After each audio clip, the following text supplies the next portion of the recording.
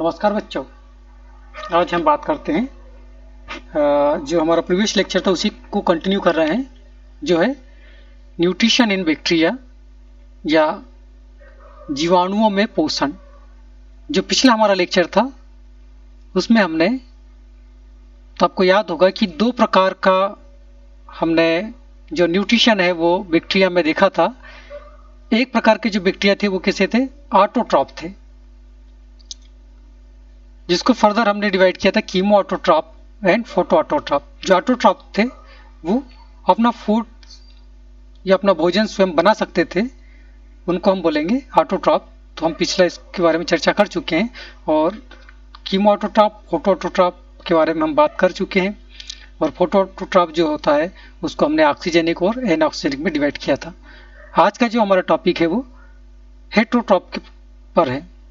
Heterotroph या हम इसको बोले परपोषी जीवाणु। इसको क्या बोलते हैं हम, परपोषी जीवाणु। मतलब ये अपना भोजन स्वयं नहीं बनाते हैं, ये अपना भोजन स्वयं नहीं बनाते हैं, बल्कि ये दूसरे जो ऑर्गेनिक कंपाउंड है उन ऑर्गेनिक कंपाउंड का उपयोग अपने लिए एनर्जी प्रोड्यूस करने के लिए करते हैं। तो फर्दर ये कितने प्रकार के होते हैं, 3 प्रकार के होंगे। ये पैरासिटिक होंगे, सेप्रोफाइटिक होंगे और सिम्बायोटिक होंगे। चलिए हम इसको वन बाय वन स्टडी करते हैं। तो हमारा जो टॉपिक है वो है आपका हेट्रोट्रॉपिक प्रकार के बैक्टीरिया। तो हमने क्या लिखा है कि ये क्या करते हैं, जो ऑर्गेनिक कंपाउंड है, जो ऑर्गेनिक कंपाउंड है उससे एनर्जी प्राप्त करते हैं। अपनी एनर्जी स्वयं नहीं बनाते बल्कि क्या करेंगे, ऑर्गेनिक कंपाउंड के माध्यम से ऊर्जा प्राप्त करते हैं। मतलब फूड के रूप में इसको यूज करेंगे ये ना, ऑर्गेनिक कंपाउंड को। ठीक है, तो ये अपना भोजन स्वयं नहीं बना रहे हैं, तो ऐसे बैक्टीरिया को हम क्या बोलते हैं, परपोषी बैक्टीरिया कहते हैं, जिसमें ये अपना भोजन नहीं बनाते। और चूंकि अपना ये भोजन नहीं बना रहे हैं इसलिए इनमें पिगमेंट की आवश्यकता नहीं होती। तो हमको ये भी करना है कि इसमें क्या होगा, पिगमेंट जो होंगे, पिगमेंट नहीं पाए जाएंगे। पिगमेंट क्या होंगे, एब्सेंट होंगे। इनमें पिगमेंट नहीं पाए जाते, मतलब वर्णक किसके अंदर हमको देखने को नहीं मिलेंगे ना। तो ये होते हैं आपके विषमपोषी या परपोषी हम बोले जिनको। तो ये जीवाणु अपना भोजन बनाने में असमर्थ होते हैं तथा ये अपना जो भोजन है वो अन्य सोर्स से उससे प्राप्त करते हैं। और सोर्स के आधार पर कि किस सोर्स से ये अपना भोजन बना रहे हैं या प्राप्त कर रहे हैं, बनाना तो नहीं बोलेंगे हम, प्राप्त कर रहे हैं, उसके आधार पर हम इसे 3 भागों के अंदर डिवाइड करते हैं। एक होता है आपका परजीवी। ये क्या होता है, परजीवी, जिसको बोलते हैं पैरासिटिक, जिसको हम बोलते हैं पैरासिटिक। ठीक है, तो पैरासिटिक जो होंगे वो किसी लिविंग ऑर्गेनिज्म के अंदर, किसी लिविंग ऑर्गेनिज्म के शरीर में रहते हैं ये, और उससे अपना भोजन प्राप्त करते हैं ना। तो ये लिविंग ऑर्गेनिज्म के अंदर रहेंगे और वहां से फूड को ऑब्टेन करेंगे ना। तो हम इसको लिख सकते हैं कि they derive their food from living organism. क्या लिख सकते हैं अपन, they derive their food from living organism। तो आपको याद रखना है ये फ्रॉम लिविंग ऑर्गेनिज्म से ये क्या करेंगे, अपना फूड ड्राइव करते हैं। ये लिविंग ऑर्गेनिज्म क्या कौन हो सकता है, तो लिविंग ऑर्गेनिज्म क्या हो सकता है, या तो ये प्लांट हो सकता है या फिर प्लांट एंड एनिमल्स, दोनों हो सकते हैं ना।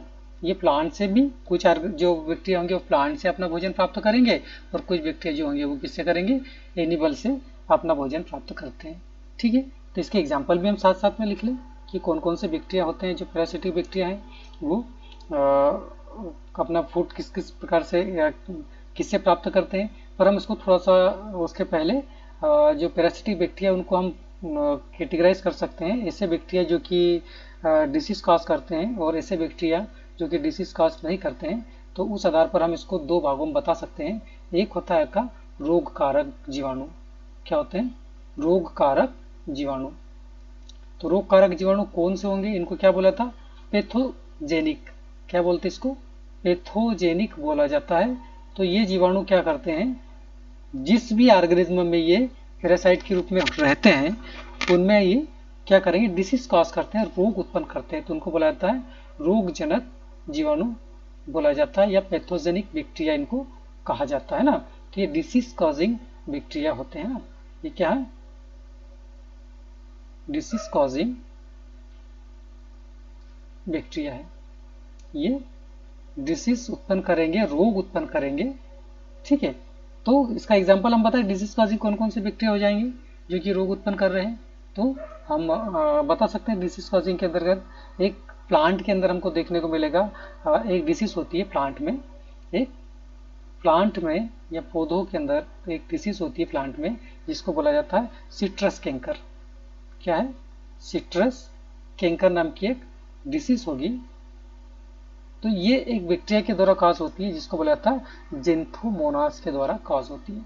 एक बैक्टीरिया है जिसका नाम है क्या, इसका नाम है जेंथोमोनास,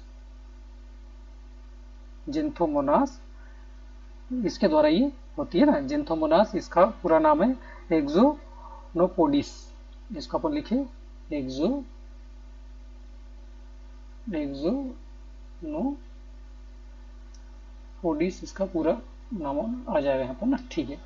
ये डिसीज कॉजिंग है, इसके द्वारा सिट्रस के अंदर आपको कैंकर डिसीज होगी, वो प्लांट में देखने को मिलेगी ना। और भी बहुत सारी डिसीज है, लेकिन हम सिर्फ एक का यहाँ पर एग्जांपल ले रहे हैं, सिट्रस कैंकर। आपको यदि बैक्टीरिया का नाम ना याद रहा तो कोई बात नहीं, आप प्लांट की जो डिसीज है वो उसको याद रखिए ना।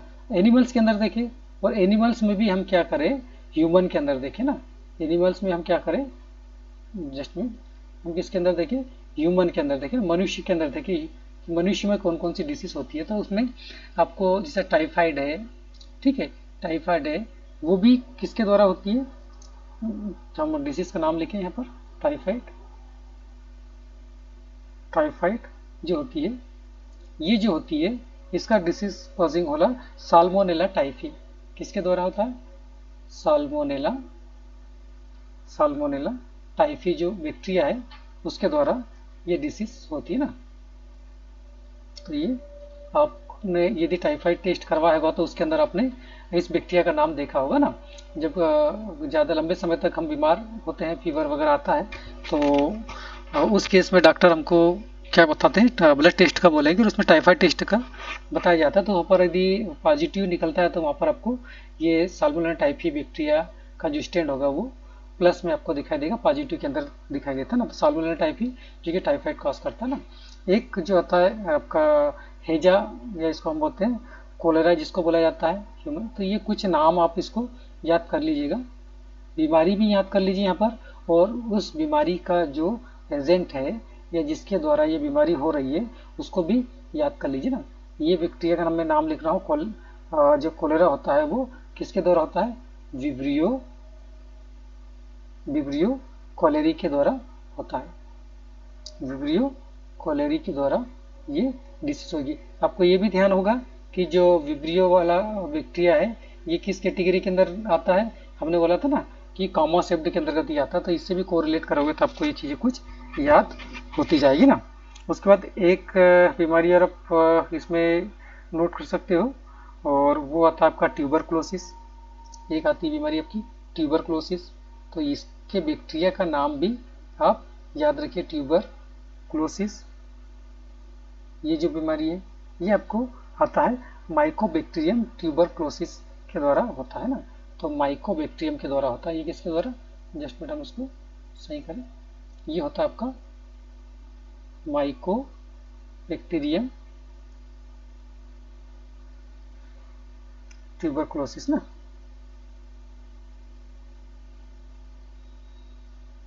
तो इसके द्वारा ये जब डिसीज होती है वो होती है। तो ये कुछ बीमारियां हैं जो आपको याद रखना ना। तो ये किसके द्वारा हो रहा है, पैथोजेनिक बैक्टीरिया के द्वारा ना। पैरासिटिक बैक्टीरिया है वो भी कैसा है, पैथोजेनिक प्रकार का है, जिसके द्वारा रोग उत्पन्न किए जा रहे हैं ना। तो हमने प्लांट का भी देखा और इसमें एनिमल्स का भी देखा। इसका सेकंड आप हम देखते हैं, जो पैरासिटिक है उसी का जो सेकंड है जो होता है अरोगकारक, अरोगकारक प्रकार के जो बैक्टीरिया होंगे ना, इसको बोला था नॉन पैथोजेनिक। इसको क्या बोलेंगे अपन, नॉन पैथोजेनिक प्रकार के जो बैक्टीरिया, पैथोजेनिक प्रकार के बैक्टीरिया जो होंगे, तो ये जीवों में जिसमें भी ये पाए जाते हैं और जिससे अपना फूड ऑब्टेन करते हैं, उसमें कोई भी डिसीज कॉज नहीं करते हैं ना, रोग उत्पन्न नहीं करते, तो इसलिए इनको क्या बोला जाता है, नॉन पैथोजेनिक या अरोगकारक इनको बोला जाता है। तो इसका एग्जाम्पल हम हमारे जो इंटेस्टाइन में पाए जाने वाले बैक्टीरिया है जो ई कोलाई है, उसको हम बता सकते हैं कि ई कोलाई कैसा है, नॉन पैथोजेनिक प्रकार का बैक्टीरिया है, लेकिन ये कैसा होता है, पैरासाइट होता है ना। ठीक है, तो ये हो गया आपका। सेकंड जो आता है आपका, हम बताएं इसमें सेप्रोफाइटिक प्रकार का। सेकंड क्या आता है आपका, सेप्रोफाइटिक प्रकार का मोड ऑफ न्यूट्रिशन जो बैक्टीरिया के अंदर हमको देखने को मिलता है। तो हम लिखते हैं इसमें सेप्रोफाइटिक प्रकार का मोड ऑफ न्यूट्रिशन है। तो सेकंड डाले हम इसमें, सेकंड हम ले रहे हैं, कौन सा ले रहे हैं, सेप्रोफाइटिक ना। तो सेकंड डाला अपन ने सेप्रोफाइटिक प्रकार के जो बैक्टीरिया होंगे ना, जिनके अंदर सेप्रोफाइटिक प्रकार का मोड ऑफ न्यूट्रिशन पाया जाता है, उसको हम देखते हैं। तो सेप्रोफाइटिक प्रकार का जो मोड ऑफ न्यूट्रिशन जिसके अंदर हमको देखने को मिलेगा बैक्टीरिया में, तो ये बैक्टीरिया क्या करते हैं, डेड एंड डिकेइंग जो पदार्थ होंगे उनसे अपना भोजन प्राप्त करते हैं। और ये हम इसको लिख सकते हैं, इसको लिखना चाहे तो कैसा कि they prey on dead and decaying organic matter. तो क्या लिखे, they prey on dead and decaying, dead and decaying organic matter लिख सकते हैं अपन इसको, ये ऑर्गेनिक कंपाउंड। ठीक है, तो सेप्रोफाइटिक जो ऑर्गेनिज्म होते हैं, या जो हम इसको हिंदी में बोलते हैं मृतोपजीवी, क्या बोलते हैं, मृतोपजीवी इनको कहा जाता है। तो ये क्या करेंगे, जो मृत सड़ी गली पदार्थ होते हैं, ये क्या करते हैं, मृत और जो सड़ा गला पदार्थ होगा, सड़ा पदार्थ, मृत सड़ा गला पदार्थ, या जो होगा सड़ा गला पदार्थ जो है, उससे उसका क्या करेंगे, ये अपघटन कर देंगे, इसको क्या करेंगे, अपघटित कर देंगे ना, ये इसको डिकम्पोज कर देंगे। ठीक है, ये इसको अपघटित कर देंगे। और अपघटन से अपघटन की जो प्रोसेस होगी उसमें क्या होगा कि जो आपके जटिल कार्बनिक पदार्थ होंगे, यहाँ पर हम बात क्या करें, जटिल कार्बनिक पदार्थ जो है, जो जटिल कार्बनिक पदार्थ है वो आपको इन डेड एंड डिकिंग पदार्थ के अंदर देख जो होगा, उसमें इन जटिल कार्बनिक पदार्थ देखने को मिलेंगे। इन जटिल कार्बनिक पदार्थों का क्या करेंगे, ये अपघटन कर देते हैं, उसका क्या करेंगे, अपघटन कर देंगे और क्या बना देंगे, सरल कार्बनिक पदार्थों में तोड़ देंगे इसको, किसमें, सरल कार्बनिक पदार्थों में तोड़ देंगे। सरल कार्बनिक पदार्थों के अंदर ये इसको कार्बनिक पदार्थों के अंदर चेंज कर देते हैं, बदल देते हैं ना। और इनका यूटिलाइजेशन ये सेप्रोफाइटिक बैक्टीरिया जो है वो अपने फूड के रूप में करते हैं। ठीक है, तो ये आपको समझ में आएगा क्या हुआ यहाँ पर सेप्रोफाइटिक प्रकार के बैक्टीरिया में ना। तो इन्होंने डेड एंड डिकेइंग जो सबस्टेंस होंगे उनको इन्होंने डिकम्पोज कर दिया। तो मेनली इनको क्या बोलेंगे, हम डिकम्पोजर बोलते हैं इनको, क्या बोला जाता है, इनको डिकम्पोजर बोला जाता है। तो ये ऑर्गेनिक जो कॉम्प्लेक्स ऑर्गेनिक मैटर होंगे उसको ब्रेक डाउन कर देते हैं किसके अंदर, सिंपल कंपाउंड्स के अंदर, ये बैक्टीरिया इनको डिकम्पोज कर देंगे ना। तो ये क्या करते हैं, अभी हम इसको जैसा हमने अभी ऊपर बताया कि ये क्या करते हैं, जटिल कार्बनिक पदार्थों को डिकम्पोज कर देंगे, किसमें, सिंपल कंपाउंड्स के अंदर डिकम्पोज करें। तो ये कॉम्प्लेक्स ऑर्गेनिक कंपाउंड जो होते हैं, कॉम्प्लेक्स ऑर्गेनिक कंपाउंड, जैसा कि यदि प्लांट की केस के अंदर हम बात करें तो क्या हो सकता है, वो सेलुलोज हो सकता है, सेलुलोज हो सकता है, पेक्टिन हो सकता है, पेक्टिन हो सकता है।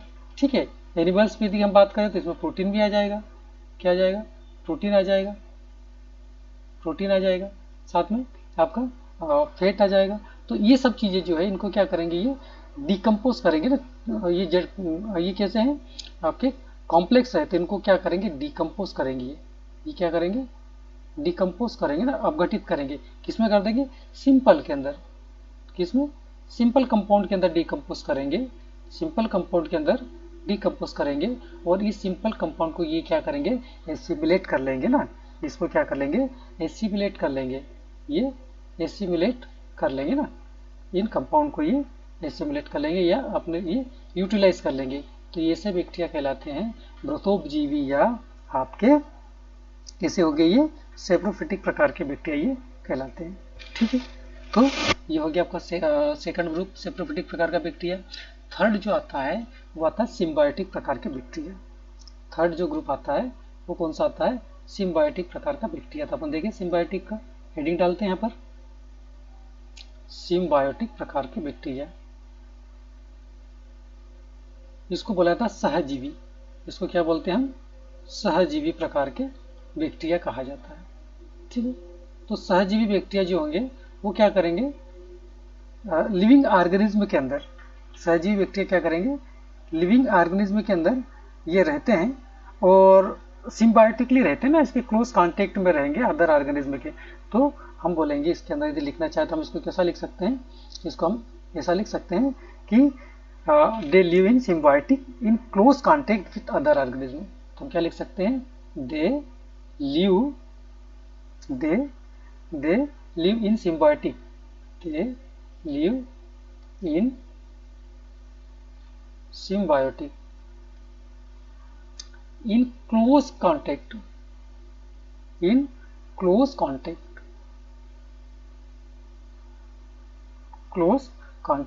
with other organism उसके ऑर्गेनिज्म के साथ में सिम्बायोटिकली रहते हैं ना, सहजीवी रहते हैं, जिसमें जो बैक्टीरिया होगा उसको भी हार्मनी मिले होगा, उसको भी कोई नुकसान नहीं होगा, और साथ ही साथ में जिस ऑर्गेनिज्म के अंदर ये रहते हैं साथ में उसको भी कोई भी हार्म नहीं होता, कोई भी नुकसान नहीं होता। तो ये म्यूचुअली एक दूसरे के साथ में ये रहते हैं। ठीक है, तो ये बैक्टीरिया क्या करते हैं, म्यूचुअली एक दूसरे के साथ में रहते हैं ना इस प्रकार के। तो ये प्लांट्स में भी आपको देखने को मिलेंगे, एनिमल्स के अंदर भी आपको सहजीवी जो बैक्टीरिया है वो बैक्टीरिया आपको देखने को मिल जाएंगे, जो कि उनके साथ में सिम्बायोटिकली एसोसिएट करके रहते हैं ना, एक दूसरे को ये लाभ पहुंचाने का काम करते हैं। तो इसके बारे में अपन कुछ एग्जाम्पल बताएं। एक राइजोबियम के बारे में आपको जानकारी होगी, एक बैक्टीरिया है जिसका नाम है राइजोबियम। क्या नाम है, राइजोबियम। राइजोबियम जो होता है वो क्या करता है कि जो लेग्यूम्स वाले जो प्लांट्स होंगे उनकी रूट में जो नोड्यूल्स पाई जाती है, उन रूट नोड्यूल्स के अंदर ये पाया जाता है ना। ये बैक्टीरिया क्या करेगा, उसमें सहजीवी के रूप में जो आपका जो राइजोबियम होता है, सॉरी लेग्यूमिनेस फैमिली के जो प्लांट्स होंगे, लेग्यूमिनेसी कुल के जो प्लांट्स होते हैं उनकी रूट नोड्यूल्स के अंदर ये पाया जाता है। तो हम इसको क्या बता सकते हैं सहजीवी बैक्टीरिया के अंदर, तो राइजोबियम वाला जो है ये क्या करता है, राइजोबियम बैक्टीरिया जो है वो एक प्लांट की फैमिली है जिसका नाम है लेग्यूमिनोसी। तो जो फैमिली है लेग्यूमिनोसी मिनोसी जो फैमिली है, इस फैमिली के सदस्यों के अंदर ये क्या होते हैं, ये दाल वाले पौधे होते हैं। तो इसकी रूट नोड्यूल्स के अंदर लेग्यूमिनोसी जो प्लांट्स होंगे, तो प्लांट्स की जो रूट नोड्यूल्स होती है ना, रूट नोड्यूल्स होती है, उस रूट नोड्यूल्स में जो राइजोबियम बैक्टीरिया होता है वो क्या रहता है, सिम्बायोटिकली रहता है। तो इसका जो काम होता है ये क्या करेगा, ये क्या करता है राइजोबियम, इस प्लांट्स के जो दाल वाले जो प्लांट्स होंगे उनमें नाइट्रोजन जो होता है उसको फिक्स करने का काम करता है। जो नाइट्रोजन है ना, उस नाइट्रोजन को फिक्स करने का काम करता है ना, कि ये क्या करता है, नाइट्रोजन को N2 फिक्सेशन का काम करता है ना, N2 फिक्स करने का काम करता है। कौन, आपका ये राइजोबियम बैक्टीरिया। जो कहाँ पाया जाता है, उनकी जड़ों के अंदर जो ग्रंथियां पाई जाती है, जो गठाने पाई जाती है ना, उसके अंतर्गत पाया जाता है। तो ये एटमॉस्फेरिक जो नाइट्रोजन है उसको फिक्स करने का काम करता है। ठीक है, तो ये बैक्टीरिया क्या करेगा, N2 को फिक्स करेगा। बैक्टीरिया जो होगा वो क्या करेगा, जो एटमॉस्फेरिक नाइट्रोजन है उसे फिक्स करने का काम करता है। तो बैक्टीरिया क्या करेगा, जो एटमॉस्फेरिक नाइट्रोजन है उसको क्या करेगा, एटमॉस्फेरिक ये N2 है उसको क्या करेगा, फिक्स करेगा, उसको फिक्सेशन करने का काम करेगा और पौधों को ये दे देगा। ठीक है, नाइट्रोजन को अमोनिया के जो यौगिक है उसके अंदर ये कन्वर्ट कर देगा, अमोनियम आयन के अंदर कन्वर्ट कर देगा। ठीक है, उसको परिवर्तित कर नाइट्रेट है ना, नाइट्राइड और नाइट्रेट में कन्वर्ट करेगा और उसके बदले में जो प्लांट है वो क्या करेगा, उसके बदले में प्लांट इस बैक्टीरिया को क्या करेगा, हाउस प्रोवाइड कराएगा, रहने के लिए स्थान देगा ना, इसको शेल्टर प्रोवाइड करवाता है। जो प्लांट होता है, प्लांट क्या करता है, बैक्टीरिया को शेल्टर देता है। क्या देता है, शेल्टर प्रोवाइड करता है, उसको रहने के लिए स्थान प्रोवाइड करवाता है। इस प्रकार से यहाँ पर दोनों ही जो ऑर्गेनिज्म है, प्लांट और बैक्टीरिया, दोनों को ही बेनिफिट होता है। तो इस प्रकार का जो रिलेशन होता है उसको हम बोलते हैं सिम्बायोटिक रिलेशन, इसको कहा जाता है ना। तो ये हो गया आपका सिम्बायोटिक प्रकार का मोड ऑफ न्यूट्रिशन, जिसका हमने राइजोबियम के बारे में बात की। और कुछ जो बैक्टीरिया दूसरे होते हैं, साइनोबैक्टीरिया, जो कि आपका देखने को मिलते हैं, वो भी कैसे होते हैं, सिम्बायोटिकली तो नहीं हम बोले इसको, वो भी नाइट्रोजन फिक्सेशन करने का काम करते हैं।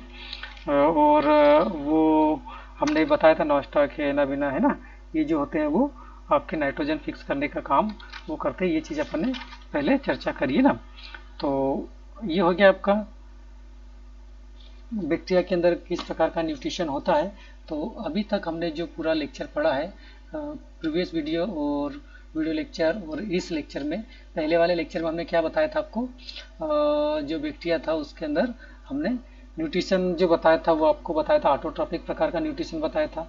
कौन सा बताया था, ऑटोट्रॉपिक, और उसके जो विभिन्न प्रकार थे वो बताए थे। तो हमने बताया था ऑटोट्रॉपिक जो था वो हम मुख्य रूप से यदि हम डिवाइड करना चाहें तो इसको 3 कैटेगरी में बता सकते हैं। एक तो था कीमो ऑटोट्रॉप, और फिर उसके बाद में फोटो ऑटोट्रॉप के 2 ग्रुप बनाए अपन ने, ऑक्सीजेनिक और एनऑक्सीजेनिक।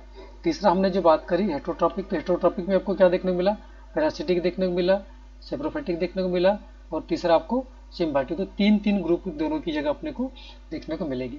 ठीक है, तो ये आपका लेक्चर खत्म हो रहा है यहाँ पर। यदि आपको क्वेश्चन यदि इसके अंदर कोई सा आता है तो आप इसमें आसानी से इसको कर सकते हो कि किस प्रकार से मोड ऑफ न्यूट्रिशन यहाँ देखने को मिलेगा।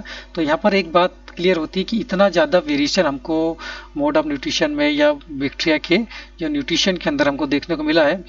तो प्लांट्स की हम बात करें तो या तो वो प्लांट जो होते हैं वो कैसे होते हैं, वो फोटोसिंथेटिक होते हैं, और अदर ऑर्गेनिज्म तो बोले तो वो हेटरोट्रॉपिक प्रकार के होंगे ना। पर यहाँ पर जो बैक्टीरिया होंगे उसमें कुछ बैक्टीरिया जो होते हैं ऑटोट्रॉपिक होते हैं और कुछ बैक्टीरिया कैसे होते हैं आपके हेटरोट्रॉपिक प्रकार के मोड ऑफ न्यूट्रिशन उनको देखने को मिलता है। तो मतलब यहाँ पर जो पोषण विधियाँ हैं उसमें बहुत ही ज़्यादा डाइवर्सिटी हमको बैक्टीरिया के ग्रुप में देखने को मिलती है, और इसी के साथ में इनका जो स्ट्रक्चर होता है बहुत ही सिंपल प्रकार का स्ट्रक्चर होगा। तो ऐसे ऑर्गेनिज्म है जो कि संरचना इसकी कैसी होती है, बहुत ही सिंपल होती है, बहुत ही साधारण होती है, सरल प्रकार की होती है, लेकिन इसके अंदर जो मोड ऑफ न्यूट्रिशन वाली बात है वो कैसी होगी, या पोषण विधियाँ बहुत ही डाइवर्स होती है, बहुत ही कॉम्प्लेक्स प्रकार की मेथड्स यहाँ पर हमको देखने को इसके अंदर बैक्टीरिया में मिली है। अब जो बैक्टीरिया होंगे हमने ऑटोट्रॉपिक भी बताया, हेटरोट्रॉपिक भी बताया, पर मोस्टली जो बैक्टीरिया होते हैं वो कैसे होते हैं, यहाँ पर आपके हेटरोट्रॉपिक प्रकार के ही होते हैं ना। तो अधिकांश जो बैक्टीरिया होंगे वो कैसे होंगे, हेटरोट्रॉपिक प्रकार के बैक्टीरिया होंगे। मतलब हेटरोट्रॉपिक का जो नंबर होगा, हेटरोट्रॉपिक का जो नंबर होगा वो कैसा होगा, ग्रेटर होगा, ज़्यादा होगा। और जो ऑटोट्रॉप होंगे वो कैसे होंगे, ऑटोट्रॉप जो होंगे, ऑटोट्रॉप्स जो होंगे वो कैसे होते हैं, कम होते हैं। तो ज़्यादा मात्रा में आपको पोषण जो होगा वो बैक्टीरिया में हेटरोट्रॉपिक प्रकार का ही देखने को मिलेगा ना।